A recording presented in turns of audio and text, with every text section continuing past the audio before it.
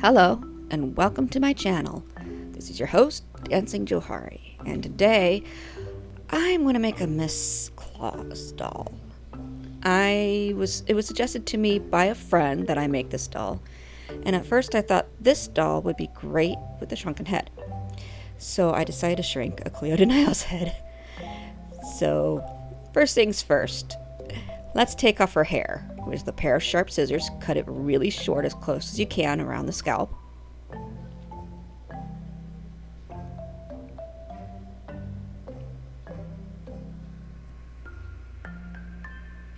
And once the hair is all nice and short, take some pliers and take it out through the neck hole.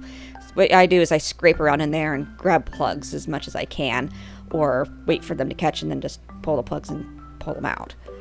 There's a lot of different ways to do this, and there's a lot of different YouTubers who've shown various ways to do this. You just go with the method you think is best.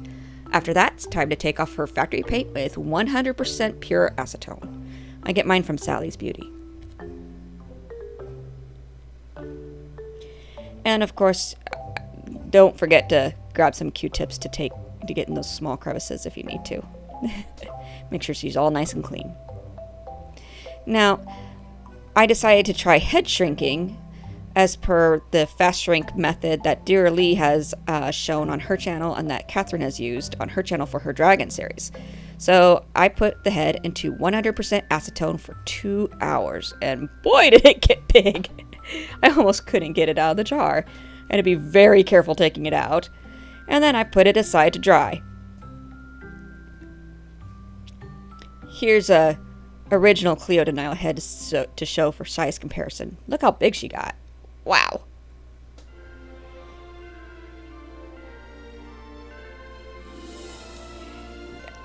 Two days later, and this is the size I have. It's much smaller than the original head, but this doesn't feel like a Miss Santa Claus, so why don't we try an Ever After Eye head that I also shrank at the same time. I just didn't record it. So now we're switching to the doll we're actually using. So taking my watercolor pencils and some eyeshadows, powder eyeshadows that are oil-free and a kneaded eraser to correct mistakes, I start working on her face up. So first with a light, I want to say blonde colored pencil or mustard colored pencil, I went ahead and marked and mapped out the face. And well, with one eye, it took a couple tries. Alright, maybe with both eyes. Once I'm happy with the eye placement, I go ahead and fill in where her eye, where the iris, color irises are going to be. And then probably go off screen apparently. And also I take some eyeshadows and I start blushing the doll while I'm at it. I decided to give her a side glance. You know, kind of like she's up to mischief and just having some fun. But in a good-natured way. Taking some soft brushes and some eyeshadows, I start giving her, contouring her face with a little bit of color. And giving her blush on her cheeks. And I blush her lips and her chin and nose. Not too much on the nose, though. Unfortunately, with eyeshadows, it shows up a little bit on the shiny side sometimes. And of course, please excuse the bad camera angle. I also decided to give her some freckles. There was a couple of imperfections on her face, so I decided to play that up a little bit and turn them into freckles and gave her a few more. This is my first freckled doll. I decided to give her blue eyes, so I started filling her eyes in with blue. And a little bit of contrasting color, just for contrast. I also started lightening the sclera. And colored in the waterline.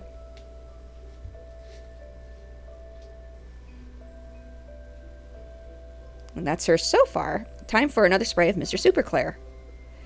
After that spray of Mr. Super Clear has come and gone and dried, I start in on more intense blue on her eyes. And I start filling in her eyeliner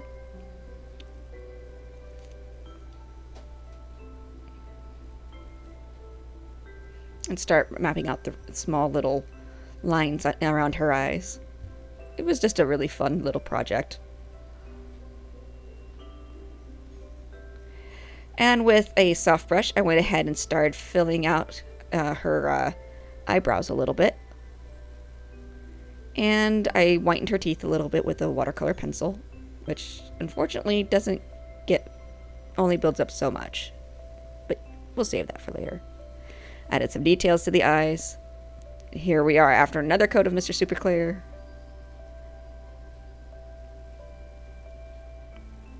You can see her expression is finally coming out.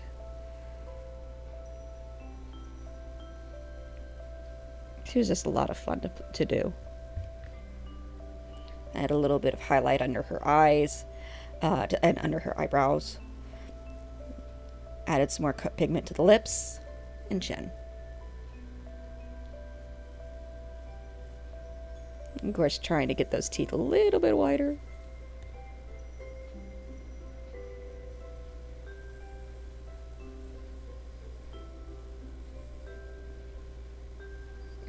And added some lines to her lines with a watercolor pencil. Or lines to her lips, rather. Just to give them some more detail. Blushed her ears. I wanted her to have an expression to look like she had just come in from the cold. You know, rosy cheeks and all that.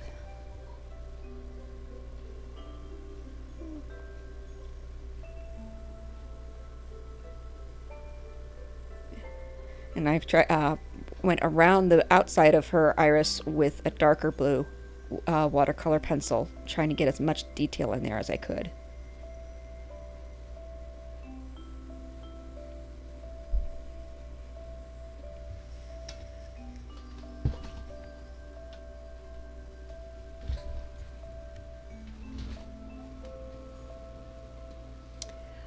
Put in the eyelashes, the lower eyelashes that is, and then I switched to gouache.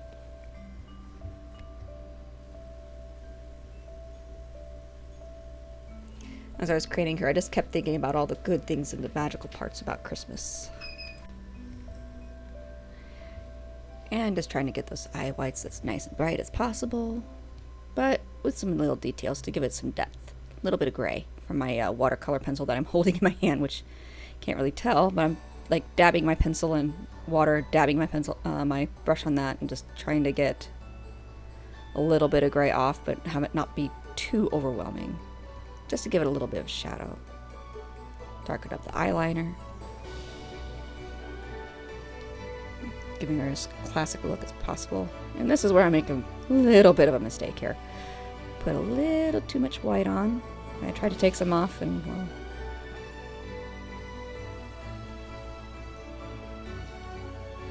At this point I thought it looked pretty good still, but I was trying to get those teeth as white as possible. Because they still kept looking pink here and there.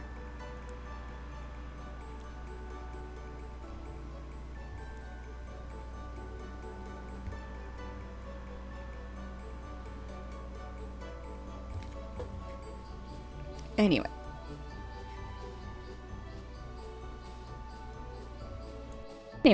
Here she is.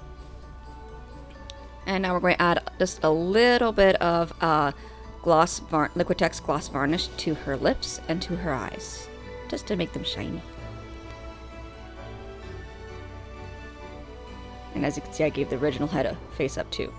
Now at this point I've drilled into her head, glued in some magnets, used epoxy sculpt to seal them in, and now I've painted her scalp white and I'm adding her yarn hair wefts, which I made off camera.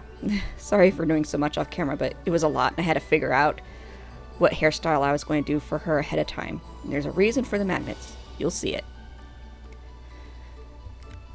So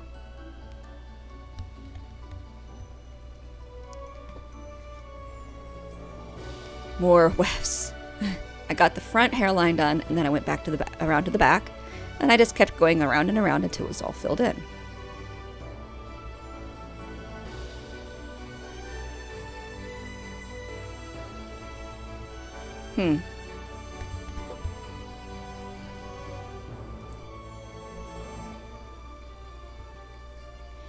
And I decided I was going to give her bangs, so I went ahead and put the next hair weft on backwards. So I had it so that the glue was facing one way and the weft was facing another, and then I folded it over and ironed it down with a hot butter knife that I heated up in my straightener, in my hair straightener. Keep going around until you fill it all in. Eventually you get to the part where you have two wefts meet. Then it's time to work on the part.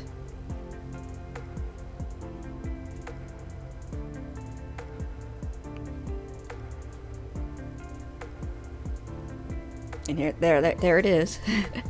Now I've got it. Now it's time to do the part. So taking the first weft, I went ahead and glued it the wrong way and let it dry.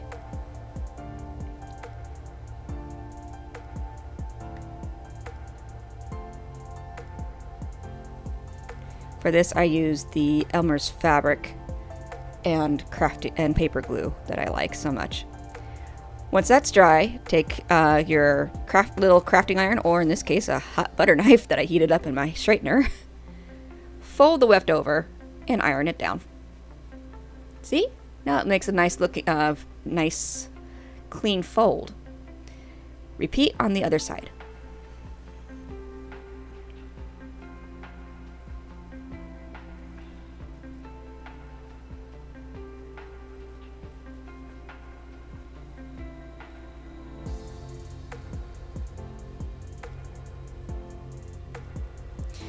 Once the hair is all dry, the part is done, it's time to style the hair. For this, I take a metal chopstick, put it in the same straightener. Apparently bumped my camera. Oops, sorry. There we go.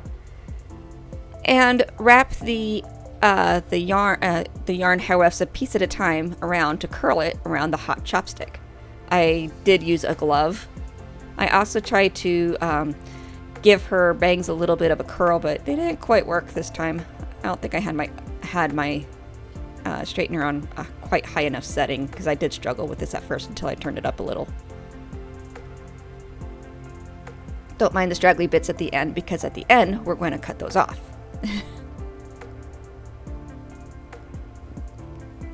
Taking some magnets, I plot where they're going to go to meet the other magnets I've already put in her head.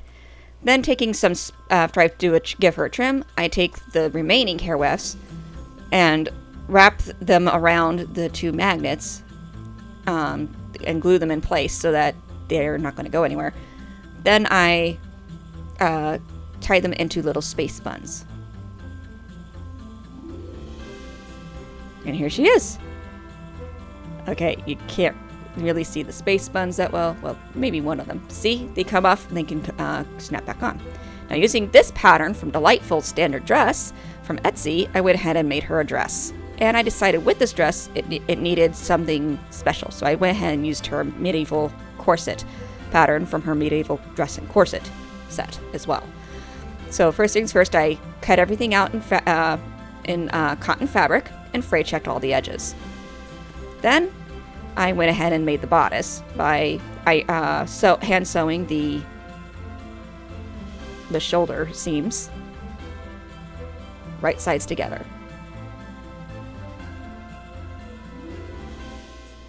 On both sides.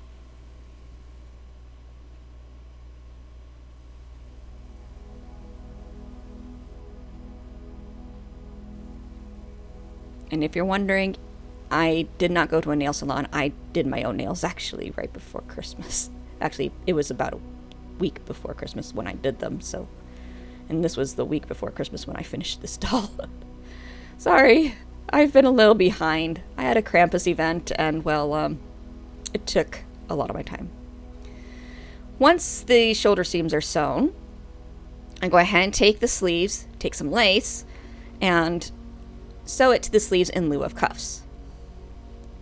I like it. I don't always like ruffles, but I love lace. So I pinned those in place and I glued them. Well, not glued them, I sewed them, hand sewed them. Glue would have been a little too stiff, I think. I did fray check the lace as well, just to keep it from unraveling.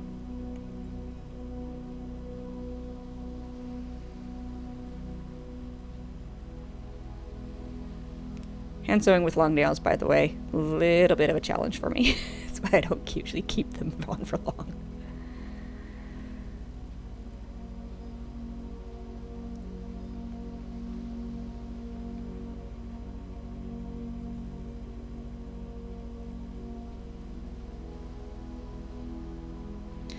Once the cuffs are done, I went ahead and pinned the sleeves right sides together to the bodice, one at a time, and hand sewed them.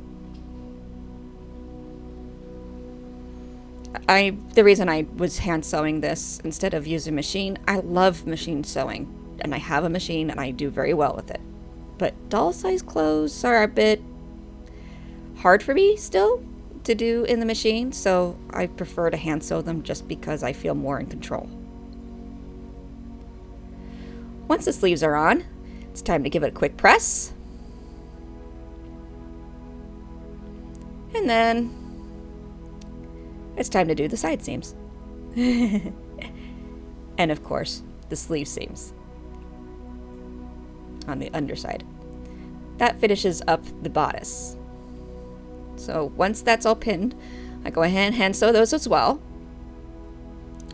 No, I didn't sew the lace. I did fray check them though. I just, there just didn't seem to be a lot of lace in there to really sew through.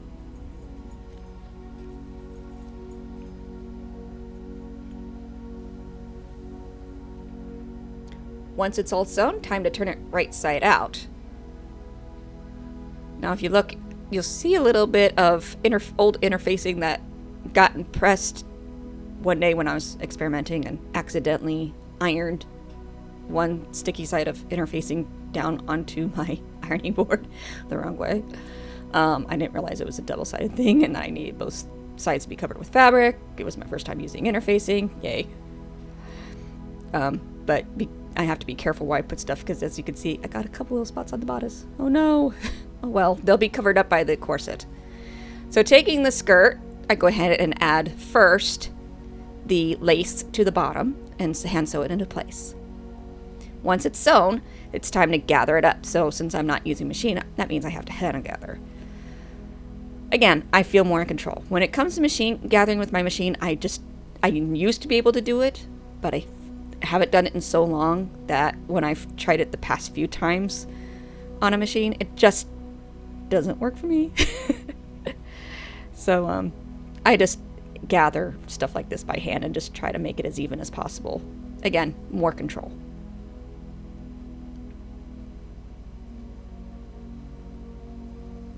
Once it's all gathered up, I go ahead and pin it to right sides facing to the bodice, to the bottom of the bodice.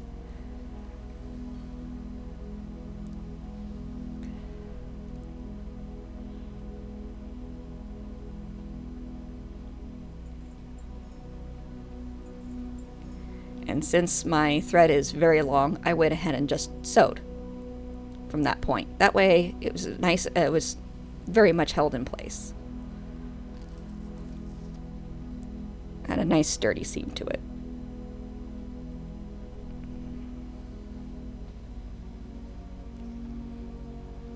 I figured since I haven't shown a whole lot of making a lot of doll clothes, I would kind of focus on this video around.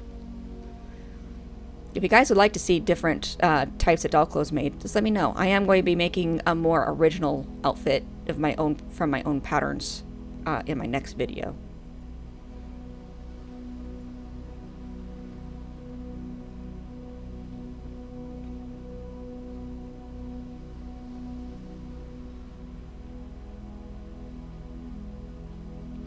And well, when you head shrink, I recommend also putting the doll's head back on the body sooner than I did. It was a struggle, man.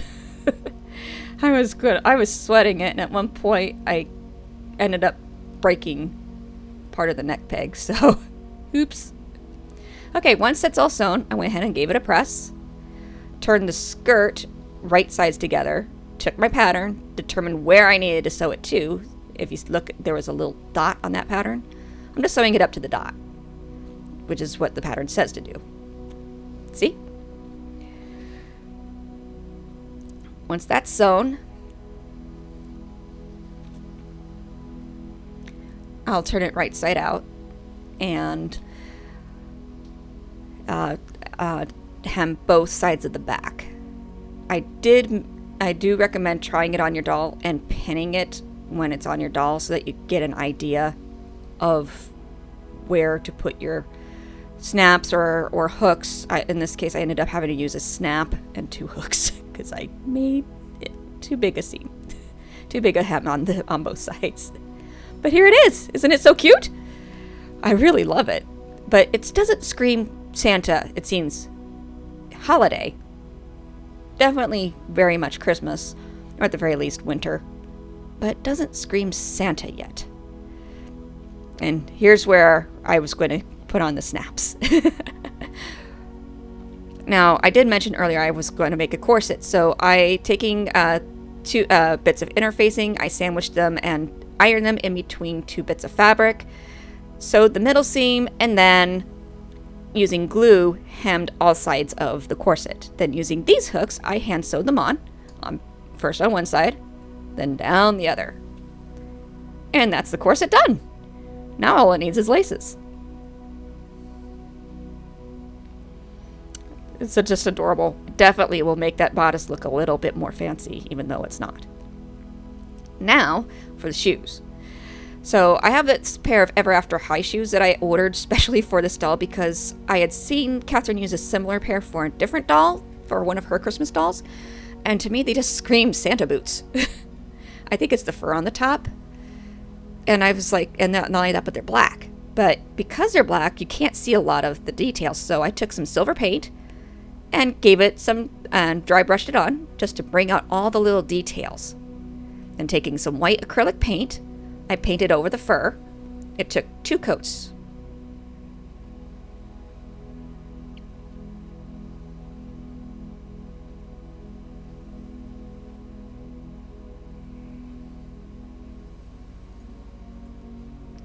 And sorry about the bad camera angles. Then, after the top was done, I went ahead and painted the laces white. They're not going to stay white, but I wanted to paint them white at first just to give them a lighter color. I didn't want to paint them red straight on the get-go because I wasn't sure if it would stand out or not. So I painted them white first. And it had a cute little bow at the top. Isn't that cute?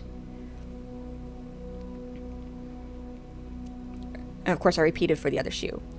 Once they've had 2 coats of white, I went ahead and went back and painted the laces and the bow red. That also took 2 coats.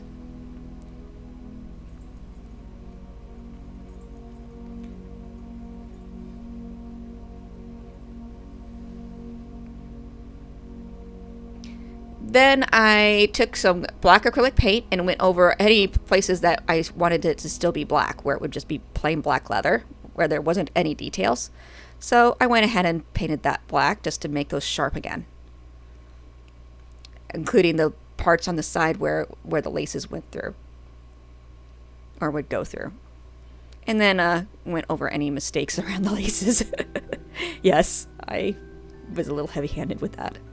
And they're just adorable. I love how they came out. I love the keys. I don't know what it is, but they just feel like a Santa type boot to me. Even though, yeah, I know I'm calling her Miss Claus, but, you know, this is like Santa's adopted daughter. I figure like maybe a niece or a great niece. But to me, she's more like Santa's and Mrs. Claus's daughter if they had one. Off camera, I did also make her a little Santa coat using the Delightful's holiday cloak pattern. But the fur was very, very kind of messy for me. Sorry. It looks kind of disheveled, but, well, I hopefully you guys will still like it. Time to get her dressed. And see, I've had put a snap at the top, and where I went a little too deep on the seams, I put hooks just to make sure everything closed up. But they'll be covered by a corset, so it won't really matter. It's almost like I did it on purpose. It has almost like a decorative cutout in the back now. On goes her hands after the dress is on. And now time to lace on the corset. But what to use for laces? Ribbon. Nice, bright red ribbon with gold trim. I've had this ribbon for a while now. I used it actually also for another doll, Lily Munster-inspired vampire doll that I have on sale on Etsy if you're interested.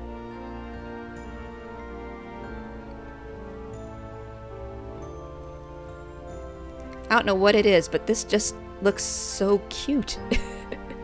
Okay, I don't always go for cute. Sometimes I go more for creepy, but this was just a nice, cheerful doll to make. And since I was kind of down when I was making this, it kind of helped cheer me up a little. It was just one of those fun little projects that can make you smile no matter what. Now let's add her boots.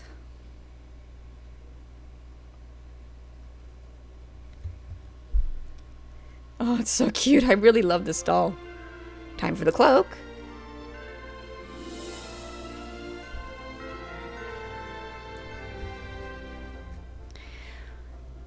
Now she just needs her cape.